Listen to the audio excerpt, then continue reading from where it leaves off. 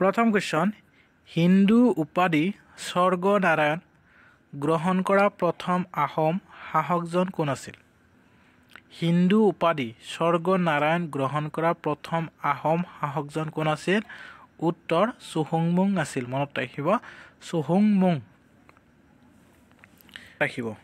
question number 2 কাছাৰৰ বৰাক বা সুৰমা নদী ক'ৰ পৰা উৎপত্তি হৈছে কাছাৰৰ বৰাক বা সুৰমা নদী ক'ৰ পৰা উৎপত্তি হৈছে উত্তৰ মণিপুৰৰ পৰা উৎপত্তি হৈছে মনত ৰাখিব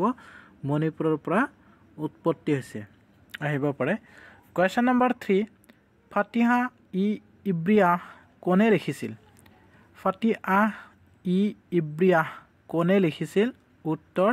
চিহাবুদ্দিন তালিছে লিখিছিল মনত ৰাখিব চিহাবুদ্দিন তালিছে লিখিছিল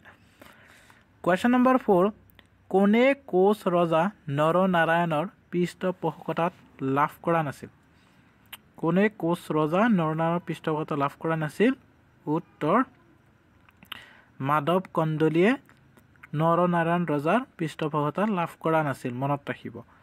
কোৱেশ্চন নম্বৰ 5 কোনজন কছাৰী ৰজাই আহোমক পৰাস্ত কৰাৰ পিছত প্ৰতাপ নাৰায়ণ উপাধি গ্ৰহণ কৰিছিল কোনজন কছাৰী ৰজাই আহোমক পৰাস্ত কৰাৰ পিছত প্ৰতাপ নাৰায়ণ উপাধি গ্ৰহণ কৰিছিল উত্তৰ যশোনাৰায়ণ মনত ৰাখিব যশোনাৰায়ণ কোৱেশ্চন নম্বৰ 6 কাৰ শাসনকালত ৰংঘৰ নিৰ্মাণ কৰা হৈছিল কাৰ শাসনকালত ৰংঘৰ নিৰ্মাণ কৰা হৈছিল সহজ কোৱেশ্চন উত্তৰ আপোনালোকে কমেন্ট কৰি জনাব কোৱেশ্চন নম্বৰ 7 গোহাই কমলালী কোচবিহাৰৰ পৰা নাৰায়ণপুৰলৈ কাৰ শাসনকালত নিৰ্মাণ কৰা হৈছিল গোহাই কমলালী কোচবিহাৰৰ পৰা নাৰায়ণপুৰলৈ কাৰ শাসনকালত নিৰ্মাণ কৰা হৈছিল উত্তৰ নৰনাৰায়ণ মনত ৰাখিব নৰনাৰায়ণ এটা শেয়াৰ কৰি দিব ভিডিঅটো আৰু পেজটো যদি ফলো কৰা নাই ফলো কৰি ল'ব কোৱেশ্চন নম্বৰ 8 প্ৰসিদ্ধ ভ্ৰমণকাৰী ইবন বটুতা কেতিয়া অসম ভ্ৰমণ কৰিছিল প্ৰসিদ্ধ ভ্ৰমণকাৰী ইবন বটুতা কেতিয়া অসম ভ্ৰমণ কৰিছিল ইবন বটুতাই উত্তৰ চতুৰ্দশ শতিকাত কি কৰিছিল ইবন বটুতাই অসম ভ্ৰমণ কৰিছিল চতুৰ্দশ কোৱেশ্চন নম্বৰ 9 কোনটো সন্ধিক অসম ইতিহাসৰ মধ্যযুগৰ সমাপ্তিৰ চিহ্ন হিচাপে গণ্য কৰা হয় কোনটো সন্ধিক অসম ইতিহাসৰ মধ্যযুগৰ সমাপ্তিৰ চিহ্ন হিচাপে গণ্য কৰা হয় উত্তৰ ইয়াণ্ডাবু সন্ধি 1826 মনত ৰাখিব কোৱেশ্চন নম্বৰ 10 প্ৰথম বৰ্মা যুদ্ধৰ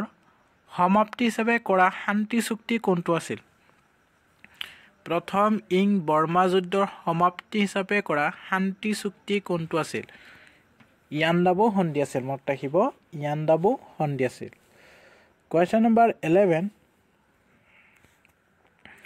কোনখন যুদ্ধ ব্ৰিটিছ ভাৰতীয় ইতিহাসৰ আটাইতকৈ দীঘল আৰু ব্যয়বহুল যুদ্ধ আছিল বহুত ইম্পৰ্টেণ্ট হয় কোৱেশ্চনটো আপোনালোকে মনত ৰাখিব আহিব পাৰে উত্তৰ প্ৰথম বৰ্মা যুদ্ধ 1826 মনত ৰাখিব প্ৰথম বৰ্মা যুদ্ধ কোৱেশ্চন নম্বৰ 12 প্ৰথম বৰ্মা যুদ্ধ কিমান চনত সংঘটিত হৈছিল প্ৰথম বৰ্মা যুদ্ধ 1824ত সংঘটিত হৈছিল মনত ৰাখিব প্ৰথম বৰ্মা যুদ্ধ 1824ত কোৱেশ্চন নম্বৰ 13 কোন চনত ডেভিড স্কট আৰু কছাৰী ৰাজা গোবিন্দ চন্দ্ৰৰ মাজত বদৰপুৰ চুক্তি স্বাক্ষৰিত হৈছিল আহিব পাৰে কেতিয়াবা দিব পাৰে মনত ৰাখিব ইম্পৰ্টেণ্ট হয় কোৱেশ্চনটো কোন চনত ডেভিড স্কট আৰু কছাৰী ৰজা গোবিন্দ চন্দ্ৰৰ মাজত বদৰপুৰ চুক্তি স্বাক্ষৰিত হৈছিল উত্তৰ 1824ত 1824ত কোৱেশ্চন নম্বৰ 14 আহোমৰ অন্তিমখন ৰাজধানী ক'ত স্থাপন কৰা হৈছিল আহোমৰ অন্তিমখন ৰাজধানী ক'ত স্থাপন কৰা হৈছিল উত্তৰ যোৰহাটত কি আহোমৰ অন্তিমখন ৰাজধানী স্থাপন কৰা হৈছিল মনত ৰাখিব যোৰহাটত কোৱেশ্চন নম্বৰ 15 কোনে ভাৰতত প্ৰথম চাহ আৱিষ্কাৰ কৰিছিল ভাৰতত কোনে প্ৰথমে চাহ আৱিষ্কাৰ কৰিছিল উত্তৰ ৰবাৰ্ট ব্ৰুছে পোনপ্ৰথমে চাহ আৱিষ্কাৰ কৰিছিল মনত ৰাখিব ভাৰতত এটা শ্বেয়াৰ কৰিব ভিডিঅ'টো কাইণ্ডলি আৰু পেজটো যদি ফ'ল' কৰা নাই ফ'ল' কৰি ল'ব কুৱেশ্যন নম্বৰ 16 কোনজন আহোম ৰজাই তিনিটা মেলৰ সৃষ্টি কৰিছিল যাক মাজু মেল মাহী মেল আৰু সৰু মেল বুলি কোৱা হৈছিল আহিব পাৰে বহুত ইম্পৰ্টেণ্ট হয় কুৱেশ্যনটো মনত ৰাখিব কোনজন আহোম ৰজাই তিনিটা মেলৰ সৃষ্টি কৰিছিল উত্তৰ পুৰন্দৰ সিংহই তিনিটা মেলৰ সৃষ্টি কৰিছিল মেল তিনিটা কি আপোনালোকে মনত ৰাখিব কুৱেশ্যন নম্বৰ 17 হাদিৰা চকীৰ ৰণ কাৰ কাৰ মাজত সংগঠিত হৈছিল হাদিৰা চকীৰ ৰণ কাৰ মাজত সংগঠিত হৈছিল উত্তৰ মান আৰু অসম সেনাৰ মাজত হাদিৰা চকীৰ ৰণ সংগঠিত হৈছিল মান আৰু অসম সেনাৰ মাজত কুৱেশ্যন নম্বৰ 18 হাদিৰা চকীৰ যুদ্ধ কোন চনত সংগঠিত হৈছিল হাদিৰা চকীৰ যুদ্ধ কোন চনত সংগঠিত হৈছিল উত্তৰ 1822 21 জুনত 1822 21 জুনত মনত ৰাখিব কুৱেশ্যন নম্বৰ 19 মহগড় ৰণ কাৰ মাজত হৈছিল মহগড় ৰণ কাৰ মাজত হৈছিল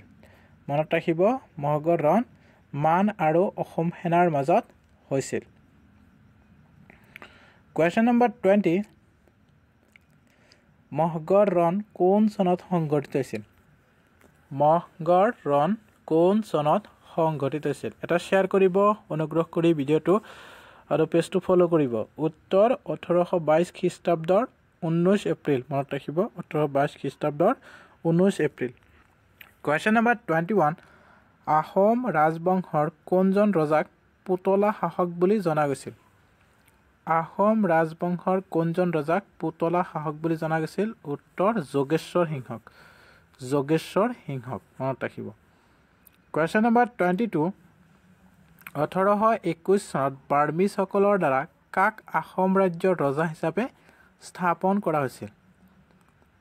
উত্তৰ যোগেশ্বৰ সিংহক মনত ৰাখিব যোগেশ্বৰ সিংহক এটা শ্বেয়াৰ কৰিব কাইণ্ডলি আপোনালোকে এতিয়ালৈকে যদি শ্বেয়াৰ কৰা নাই এটা শ্বেয়াৰ কৰি দিয়ক কুৱেশ্যন নম্বৰ 23 বাৰ্মিজৰ সময়ক স্থানীয়ভাৱে কি বুলি কোৱা হয় বাৰ্মিজৰ সময়ক উত্তৰ মানৰ দিন বুলি কোৱা হয় বাৰ্মিজৰ স্থানীয় সময়খিনিক কি বুলি কোৱা হয় মানৰ দিন বুলি কোৱা হয় কুৱেশ্যন নম্বৰ 24 তৃতীয় বাৰ্মিজ আক্ৰমণ কোন চনত সংঘটিত হৈছিল তৃতীয় বাৰ্মিজ আক্ৰমণ কেতিয়া সংঘটিত হৈছিল উত্তৰ 1821 মনত ৰাখিব 1821 কুৱেশ্যন নম্বৰ 25 ধনঞ্জয় বৰগোহাঁইৰ ৰংপুৰ আক্ৰমণৰ পৰিকল্পনাৰ বিষয়ে কোনে গোপনে ব্ৰিটিছসকলক অৱগত কৰিছিল আহিব পাৰে বহুত ইম্পৰ্টেণ্ট হয় কুৱেশ্যনটো মনত ৰাখিব উত্তৰ শদিয়া খোৱা গোহাঁই মনত ৰাখিব শদিয়া খোৱা গোহাঁই কুৱেশ্যন নম্বৰ 26 প্ৰতাপগড়ৰ স্বাধীন ৰাজ্য কোনে প্ৰতিষ্ঠা কৰিছিল প্ৰতাপগড়ৰ স্বাধীন ৰাজ্য কোনে প্ৰতিষ্ঠা কৰিছিল উত্তৰ মালিক প্ৰতাপ ৰজা মনত ৰাখিব মালিক প্ৰতাপ ৰজা কুৱেশ্যন নম্বৰ 27 পুৰুষোত্তম বিদ্যা বাগীশৰ দ্বাৰা সংকলিত ৰত্নমালা কি পুৰুষোত্তম বিদ্যা বাগীশৰ দ্বাৰা সংকলিত ৰত্নমালা কি উত্তৰ পুৰুষোত্তম বিদ্যা বাগীশৰ দ্বাৰা সংকলিত ৰত্নমালা হৈছে ব্যাকৰণ মনত ৰাখিব ব্যাকৰণ কুৱেশ্যন নম্বৰ 28 আহোমৰ কিংবদন্তি অনুসৰি খুনদাং আৰু খুনলাই কাৰ নীতি আছিল আহোমৰ কিংবদন্তি অনুসৰি খুনদাং আৰু খুনলাই কাৰ নীতি আছিল উত্তৰ লেংডনৰ নীতি আছিল মনত ৰাখিব লেংডনৰ নীতি আছিল কুৱেশ্যন নম্বৰ 29 বিছানং কোন আছিল উত্তৰ বিছানং আছিল এজন চিংফো প্ৰধান মনত ৰাখিব বিছানং এজন চিংফো প্ৰধান আছিল মনত ৰাখিব চিংফো প্ৰধান আছিল বিছানং কুৱেশ্যন নম্বৰ 30 লাষ্ট কুৱেশ্যন আহোমৰ শাসনকালত বিলাত বুলি কোৱাৰ অৰ্থ কি আহোমৰ শাসনকালত বিলাত বুলি কোৱাৰ অৰ্থ কি আছিল আহোমৰ শাসনকালত বিলাত বুলি কোৱাৰ অৰ্থ কি আছিল জ্যেষ্ঠসকলে সুবিধা অনুসৰি উপভোগ কৰা এটা অঞ্চল মনত ৰাখিব বিলাত বুলি কোৱাৰ অৰ্থ আছিল জ্যেষ্ঠসকলে সুবিধা অনুসৰি উপভোগ কৰা এটা অঞ্চল